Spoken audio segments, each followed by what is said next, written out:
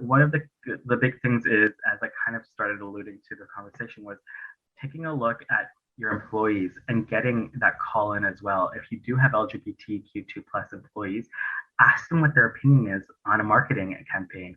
I've been in companies that have not engaged with their employees and have gone to market with very terrible messaging that did not make sense for the LGBTQ2 plus community because there was no way in and no opinion from that.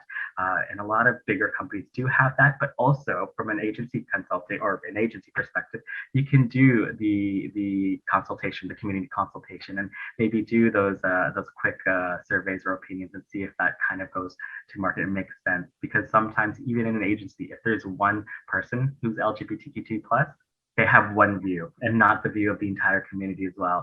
And I've seen that happen where it's been on the weight of one person's shoulders to represent one ad for an entire campaign for going to market, and that's failed. So that's one thing. Have multiple voices and multiple opinions, and there will be a bit of an argument, or there will be a bit of disagreement, but then come to consensus, work for it together as well. So that's the negative. Some other things where I've seen that's worked in the positive is actually quite the same kind of talk, having those consultations with people. If you have an idea, branch it, work with the people, and actually go to market. With my nonprofit, that's what we do as well.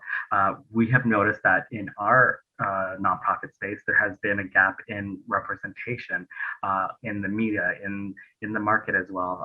Myself, as a brown gay man, taking on the presidency was partly in for representation, but it's also because of the people we serve. That's the thing. What is your company serving? Who are your target audience? Those are the things you need to think about, going back, not just the LGBTQ2 plus spectrum, but what does that truly mean? And taking a look at intersectionality. Intersectionality is a big, big thing. And what I mean by intersectionality is we are not one thing. We are not just gay, we are not just brown, we are not just a woman, man.